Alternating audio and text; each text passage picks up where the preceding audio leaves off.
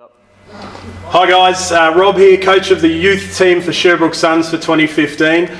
Very happy coach this year and proud to be standing here with two of our players. The guys are in the Australian deaf team, the Goannas, who are heading overseas very soon. We have Morgan Williams and Sam Cartledge. Boys, hello, how are you going?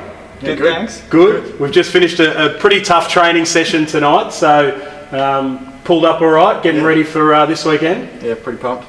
Yeah. Took it easy this session, saving for the world champs. Yeah, we've got to look after the boys, make sure that we don't do too much damage to them, of course. So they're heading to the world champs. Sam is the vice captain of the Australian team. So again, another big privilege for us to have somebody like that in our team. Sam, why don't you tell us a little bit about what the team's doing so far, or been doing so far? So far the team's been together for about 3 years. We're slowly building up. We've been to Asia Pacific Deaf Games back in 2012. Went to Asia Pacifics, which was in South Korea. Recently, 2 years ago, we went to the Deaf Olympics, which was in Bulgaria. And last year, we've been building up slowly, training every month, leading up to the World Deaf Basketball Championships, which is in Taiwan next week. So we jet off on Tuesday, and it's going to be a big challenge, but we're looking forward to it. Yeah, fantastic. And Morgan, probably a little bit about the team, I guess, in regards to your trainings leading up. How have the camps all worked and that type of thing? The camps would run on weekends, Saturday and Sunday, normally about 6 to 8 hours both days. So they can never complain about my coaching or training. And we do it basically once every month over a whole weekend. We have players that come in from interstate.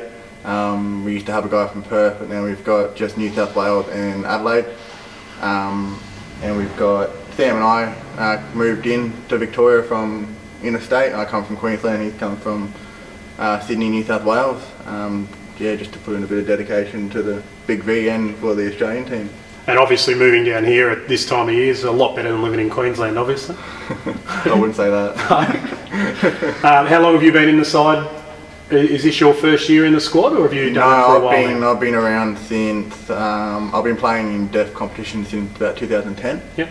My first trip was the 2012 Asia Pacific Deaf Games in Korea. Yeah. Okay. And Sam, for you, how long have you been in the squad? I've been in the squad since 2011. So again, my first trip was with Morgan as well in 2012 to Asia Pacifics. Okay, so handy to have you guys, I guess, come down to Victoria and end up in the same team. You've known each other a while now, so...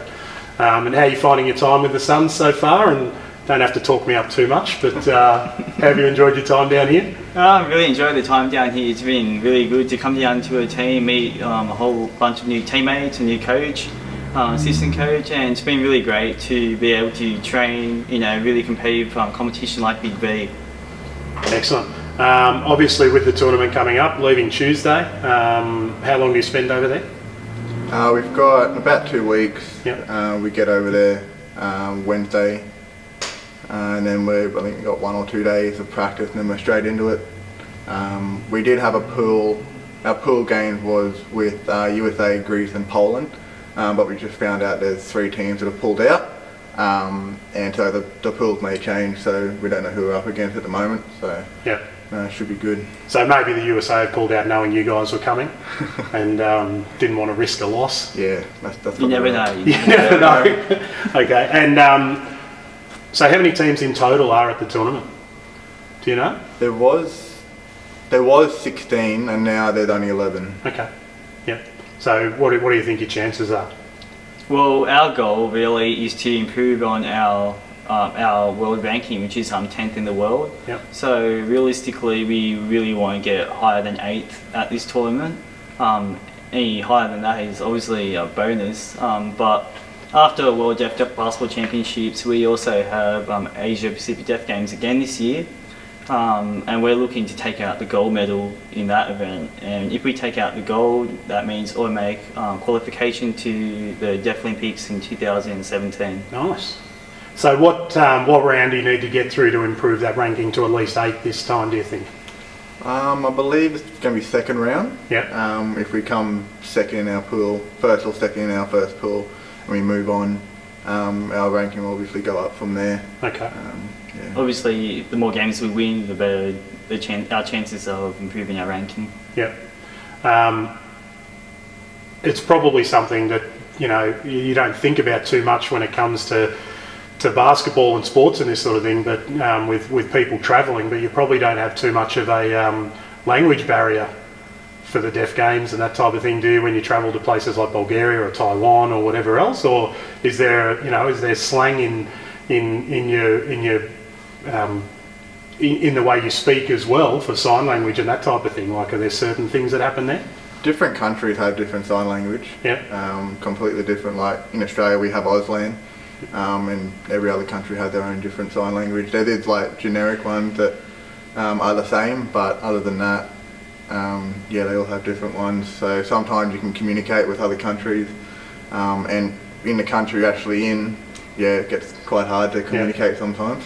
So what's the biggest difference with playing deaf basketball at a competition at that level compared to playing not just domestic, but playing, I guess, the big V League and youth championship level? What's probably the biggest challenge you face between the two? For me, the biggest challenge that I face is when I play big V basketball down here, I have to take my implant off because basically it will fall off if I run too hard, and if I get contact, it'll just go flying onto the court. In deaf games, so the World Champs and Asia Pacific, everyone has to take their hearing aids off. So that means a level playing field. So, you know, when everyone takes the implants off, obviously we can't hear the whistle, and so the way that we are able to tell that there is a stoppage in play is the backboard lights light up every time the whistle is blown. Yeah. Also, obviously the refs will have their hands up in order to communicate with the players on court. Myself, when I play in Big V, I take my implant off, but other players have different preferences. So like Morgan here, he leaves his on because he's got different types of hearing aid. Yeah. So, but for every person, it's completely different. Yeah, okay. And you, Morgan, what's probably your biggest challenge? Is it obviously being able to play with an implant in that you can hear with during the games different to Sam, and we know that's been a bit challenging for us during this year, but you know, we've managed to deal with it as best we can and learn, and trust me, it's something that helps me as a coach and learn to be hopefully a better coach in the future. But for your yeah, it's different. Playing for hearing aids in Big V, I always like to hear, obviously, and it helps out a lot communicating with all the other guys that are normal hearing on the team.